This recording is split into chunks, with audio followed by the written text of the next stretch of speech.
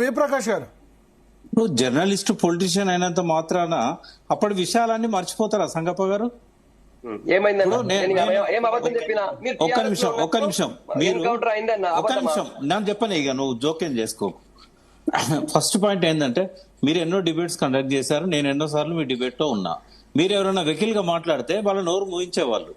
ఇవాళ మీరు నేను మాట్లాడిన మాట మీద మీరు ఖండించండి, శేఖర్ అన్న కూడా ఖండించిండు, మురళీ మనోహర్ ఖండించిండు, కానీ వెకిలిగా ఏదో ఫోన్ చేసిందట ఆయనకు తెలుసా, ఇప్పుడు విని నేను చెప్తా, సాక్ష్యం ఉంది నా దగ్గర, వింటావా భరత్ గారు? చెప్పండి భరత్ గారు, జంపన్న గారికి తెలుసో లేదో, ఒక్క నిమిషం, జంపన్న గారికి తెలుసో లేదో ఏం జరిగిందో చెప్తా. చెప్పండి. హిడ్మాకును ఒక పోలీస్ ఆఫీసర్ సంబంధం ఉంది, ఎందుకంటే ఆయన కొంతకాలం అరెస్ట్ అయ్యి బయటకు వచ్చాడు. ఈ ట్రైబల్స్ ఏం చేస్తారంటే గుడ్డిగా నమ్ముతారు ఎవరినైనా హెల్ప్ చేసిన వాళ్ళని. ఆ పోలీస్ ఆఫీసర్ హెల్ప్ చేశాడు ఆయనకి, ఈయన సరెండర్ కావాలనుకున్నాడు. ఇప్పుడు వేణుగోపాల్ గారికి ఉన్నట్టు, ఆశన్నకు ఉన్నట్టు ఆ సోర్సెస్ ఏమీ ఆయనకు లేవు. ఛత్తీస్గఢ్ లో సరెండర్ అయితే నన్ను చంపేస్తారు అనుకున్నాడు, ఎందుకంటే అక్కడనే ఉన్నారు ఆర్మీ అంతా, 200 మందిని చంపేయండి ఈయనే, ఆయన అక్కడ సరెండర్ అయితే బాగుండదు అనుకున్నాడు. ఆయన ఇక్కడ కూడా తెలంగాణలో కూడా కేసులు ఉన్నాయి ఆయన మీద.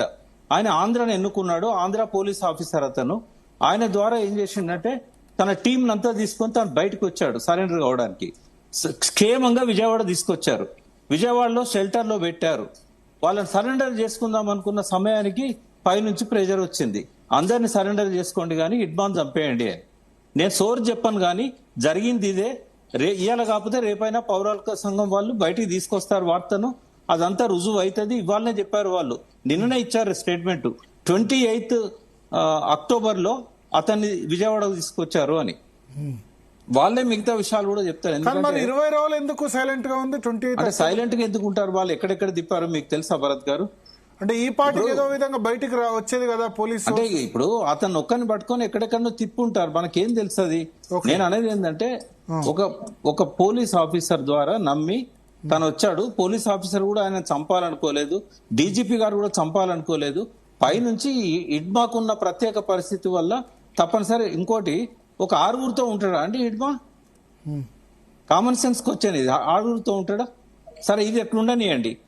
మన టిఆర్ఎస్ గవర్నమెంట్ లో ఎన్ని ఎన్కౌంటర్స్ అయినాయి సంగప్ప గారు? ఫస్ట్ మీరు గుర్తుపెట్టుకోవాల్సింది ఏంటంటే, నేను సాయుధ పోరాటానికి వ్యతిరేకం, మీరంతా ఇప్పుడు సాయుధ పోరాటాన్ని వ్యతిరేకిస్తున్నారు. కానీ నేను 78లో కొండపల్లి సీతారామయ్యతో సత్యమూర్తితో మాట్లాడి వ్యతిరేకించా. భారత విప్లవకారుల్లో అతివాద ధోరణి అని ఒక డాక్యుమెంట్ ఉంది, దేవులపల్లి వెంకటేశ్వరరావు రాసింది. ఆ కాపీ కూడా వాళ్ళకి ఇద్దరికి ఇచ్చాను, మీరు చదువుకోండి, లాస్ట్ కి రిజల్ట్ ఇదే ఉంటుందని చెప్పాను. ఇవాళ కూడా మీరు అది చదువుకోండి, అది నెట్ లో ఉంటుంది, డౌన్లోడ్ చేసుకోండి. ఆయన ఏం చెప్పాడో 74లో, ఇవాళ ముగింపు అట్లనే జరుగుతున్నది. శేఖరన్ అన్నాడు ఇందాక, ఒక డిగ్నిఫైడ్ ముగింపు ఉండాలి కానీ ఒక కుక్క చావు చేస్తున్నారు అన్నాడు. సరే, ఆ పదం వాడడం అనేది కరెక్ట్ కాదు, కానీ అటువంటి ముగింపు ఉండకూడదు. ఒక పెద్ద రెవల్యూషనరీ ఆర్గనైజేషన్ ఇవాళ ప్రజలకు ఎన్నో ఫలితాలు ఇచ్చింది, వేలాది మంది త్యాగాలు చేశారు, ఆ త్యాగాలకు గౌరవం ఇవ్వాలి. వాళ్ళు ఏమన్నా లా అండ్ ఆర్డర్ ప్రాబ్లం అది? మరి గుర్తుపెట్టుకోండి, నేను 78లో సాయుధ పోరాటం వ్యతిరేకించిన, నువ్వు అర్బన్ నక్సలైట్ అని నన్ను కూడా కలిపినావు. నేను అర్బన్ నక్సలైట్ కాను, అర్బన్ నక్సలైట్ చేసేదాన్ని నేనే వ్యతిరేకిస్తున్నా. మీకు తెలుసో లేదో, జంపన్న కంటే కూడా ముందు జంపన్న మీద అన్న మాటల్ని, మిగతా మాటల్ని నేను ఖండించాను. మీరు ఇట్లా మాట్లాడకూడదు సంగప్ప గారు. మీరు ఇంకోటి ఏంటంటే, నా గురించి చెప్పారు కాబట్టి నేను ఫస్ట్ ఆఫ్ ఆల్ మిమ్మల్ని డైరెక్ట్ గా మీ పేరు పెట్టి అన్నారు కదా, వెకిల్ మాట్లాడిల్లు. రీప్లై చేయండి భరత్ గారు, రీప్లై చేయండి. ప్రకాశ్ అన్నకు ఫోన్ వచ్చిందా? ప్రకాశ్ అన్న చూసినట్టు చెప్తున్నారు.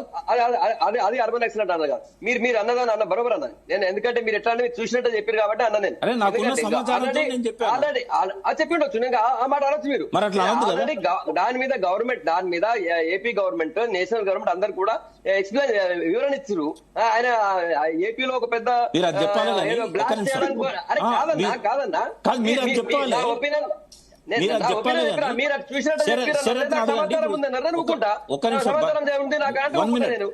ఒకటి. రెండోది, మీరు సాయుధ పోరాటాన్ని వ్యతిరేకించారు లేకపోతే మీరు సపోర్ట్ చేశారు నేను అనలేదు. మీరు గతంలో కూడా చాలా సార్లు మన ఇద్దరు కూర్చున్నప్పుడు కూడా మీరు చాలా సార్లు సాయుధ పోరాటం సక్సెస్ కాదన్న అన్నారు, ఒప్పుకుంటాను నేను ఆ విషయంలో, ఎందుకంటే గతంలో కూడా అన్నారు. కానీ ఈ రోజు మీరు పూర్తిగా ఏమంటారు అంటే ఆయన పట్టుకొని చంపేసినారా, ఆయన అక్కడ ఉండాల్సిన భావనతో మాట్లాడుతున్నారు. మీ హిడెన్ మీనింగ్ ఏంది? భరత్ గారు ఒక్క నిమిషం నాకు చెప్పనియండి. నా దగ్గర సమాచారం ఉంది కాబట్టి నేను చెప్పాను. ఇప్పుడు ఎట్లయితే పోలీస్ ఆఫీసర్ పేరు శరత్ గారు చెప్పలేదో, నాకు కూడా పోలీస్ ఆఫీసర్ మరి మీరు మాట్లాడేటప్పుడు ఏంటంటే చూసినట్టే మాట్లాడుతున్నారంటే అది వెకిలిగా ఉంటది, అది పద్ధతి కాదు. మీరు డైరెక్ట్ గా అనండి, ప్రకాశ్ అన్న దగ్గర ఉన్న సాక్ష్యం ఉంటే చెప్పొచ్చు కానీ వెకిలిగా అనేది మనం అనకూడదు. అట్లా అది ఆ పద్ధతి కాదు. సరే పోనీయండి, అయిపోయింది కానీ మన ఇద్దరం మంచి మిత్రులం, అట్లాగే ఉందాం. ఇప్పుడు ఇక్కడ భరత్ గారు చాలా మంచి మాట చెప్పారు, మీరు మంచి మిత్రులుగా కంటిన్యూ కావాలి. అభిప్రాయాన్ని మాత్రమే వివేదించాలని శరతన్నతో కూడా అదే చెప్పిన, నేను అన్నిటి గౌరవిస్తాను, ఈ రోజు మాత్రం ఆయన వివేదిస్తున్నా చెప్పిన 100% ఐడియాలజికల్ గా కావచ్చు, లేకపోతే ఈ రోజు డిబేట్ పరంగానే వివేదించిన. శరత్ గారు నేను చెప్పిన తర్వాత కూడా నేను మీతో విభేదిస్తున్నా అని చెప్పారు, అంతే కదా. మనుషులు ఉన్నప్పుడు ఒక అభిప్రాయం ఎట్లా ఉంటుంది? ప్రకాశాన్ని ఒప్పుకోవాలా? సరెండర్ అయ్యే వాళ్ళని కొందరు కావాలని, వాళ్ళు సీనియర్లు కావచ్చు, లేకపోతే కావాలని కొన్ని వాళ్ళు కూడా ఒక 5 సోషల్ మీడియాలో వాళ్ళది ప్రొఫైల్ లాక్ చేసి వాళ్ళు కూడా సోషల్ మీడియాలో సరెండర్ అవ్వడానికి వచ్చే వాళ్ళని, సరెండర్ వాళ్ళని దారుణంగా విమర్శిస్తున్నారు, దారుణంగా ట్రోల్ చేస్తున్నారు. అట్లాంటి వాళ్ళే మేము అర్బన్ నక్సలైట్ అంటాము. దేశానికి వ్యతిరేకంగా మాట్లాడటం కూడా మేము అర్బన్ నక్సలైట్స్ అంటాం, అందులో డౌటే లేదు. 100% వాళ్ళని ఎవరు సమర్థించరు. నేను కూడా 4 రోజుల నుంచి 5 రోజుల నుంచి కూడా అంతకంటే ముందు నుంచి కూడా ఈ రకంగా చెప్పకూడదు. ఇవాళ వేరే మార్గం లేదు, సరెండర్ కావడమే ఏకైక లక్ష్యము. ఇప్పుడు మనందరికంటే జంపన్న ఎన్నో దశాబ్దాలు మా దగ్గర ములుగు అడవుల్లో నేను అడ్వకేట్ ఉన్నప్పుడు ఆయన పెద్ద నక్సలైట్ నాయకుడు, రాష్ట్ర కమిటీ కార్యదర్శి, కేంద్ర కమిటీ. ఇప్పుడు ఆయనే ఖండిస్తున్నాడు కదా అర్బన్ నక్సలైట్లను. మనమే ఎవరము, నువ్వు నేను, మనం నిమిత్త మాత్రం. అయితే ఏదైనా కానీ సమాజం దాన్ని ఏమి ఆహ్వానించడం లేదు. అయితే ఒకటి భరత్ గారు, ఇవాళ వాళ్ళకైతే గత్యంతరం లేదు. ఇంకా మంచిదారో చెడ్డదారో ఒక దారిలో నడిచారు. అది ప్రజలకు చాలా లాభాలు తెచ్చింది, అది కాదని కాదు. వాళ్ళ త్యాగాల వల్ల చాలా మేలు జరిగింది. తెలంగాణలో భూస్వామ్య విధానం పోయింది, గుండాయిజం పోయింది, చాలా పోయింది. కానీ ఇప్పటికీ కూడా ప్రజలలో ఒక వెళుతుంది. ఇప్పుడు తెలంగాణలో దాదాపుగా 2010-12 నుంచి కూడా నక్సలైట్ ఉద్యమం లేదు, నక్సలైట్ లేరు. కానీ నేను ఒక 100 సార్లు ఉంటా, ఎక్కడ నక్సలైట్ ఉంటే బాగుండేది, మా సమస్య పరిష్కారం అయ్యేది. ఒక్క మాటతో వినేవాళ్ళు. ఇవాళ పోలీసులు చేస్తలేరు, కోర్టులు చేస్తలేరు. అయితే ఇది ఒక గ్యాప్ అవుతుంది. ఆ గ్యాప్ భర్తీ చేయాలంటే ప్రజాస్వామ్యయుతంగా, రాజ్యాంగబద్ధంగా ప్రజల పక్షాన పోరాడే వాళ్ళు కావాలి. ల్యాండ్ గ్రాబర్స్ లాంటి దుర్మార్గులతో పోరాడే వాళ్ళు కావాలి. ప్రజల హక్కుల కోసం పోరాడే వాళ్ళు కావాలి.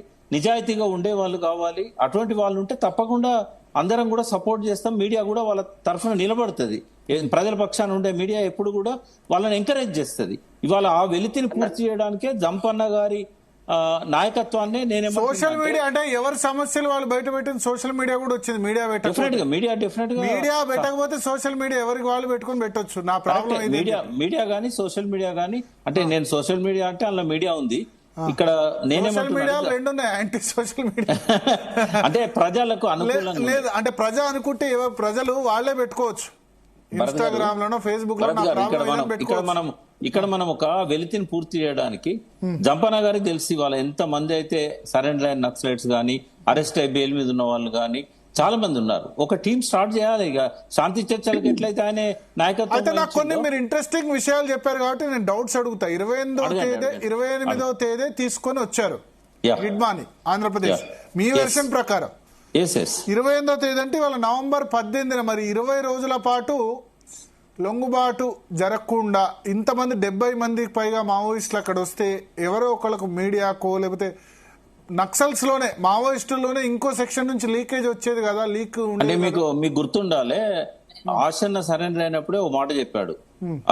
బస్తర్ టాకీస్ కి ఇచ్చిన ఇంటర్వ్యూలో గానీ తర్వాత గానీ ఆయన ఏమన్నాడంటే హిడ్మా తెలంగాణ వైపు వెళ్ళిపోయాడు, దాటిపోయాడు అని చెప్పేసి ఆయన అప్పుడే చెప్పాడు. అంటే ఆయన ఎప్పటి నుంచో బయట ఉన్నాడు. ఆయన వదిలిపెట్టి చాలా కాలం అయింది, ఆయన ఛత్తీస్గఢ్ వదిలిపెట్టి చాలా కాలం అయింది. బట్ ఆయనకి పోలీస్ కాంటాక్ట్ దొరికే వరకు, ఎవరైతే ఆఫీసర్ ఉన్నాడో ఆయన డీజీపీతో మాట్లాడే వరకు ఇది కొంత కాలయాపన జరుగుతుంది. డీజీపీ గ్రీన్ సిగ్నల్ ఇచ్చినాక అతను విజయవాడకు వచ్చాడు. విజయవాడకు వచ్చిన తర్వాత ఏ కారణం చేతనో 20 రోజుల దాకా అతను, ఎందుకంటే పైనుంచి ప్రెజర్ వస్తుంది, వీళ్ళేమో మాట ఇచ్చారు ఏం కాదని చెప్పి. ఎందుకంటే తెలంగాణలో సరెండర్ అయిన కేంద్ర కమిటీ సభ్యులు, ఛత్తీస్గఢ్ లో అయినలు, అక్కడ మహారాష్ట్రలో అయినలు, ఆంధ్రప్రదేశ్ కు చెడ్డ పేరు వస్తుంది.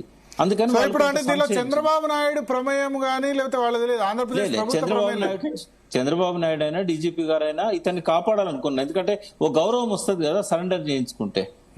బట్ పైనుంచి ప్రెజర్ వచ్చింది. ఎవరన్నా కావచ్చు, నాకేం తెలుస్తుంది కానీ శేఖర్ అన్న అన్నట్టుగా ఒక కక్ష అయితే ఉన్నది వాళ్ళలో. ఒక్క హిడ్మా మీద ఎందుకున్నది, ఒక్క హిడ్మా మీద ఎందుకున్నది అంటారు?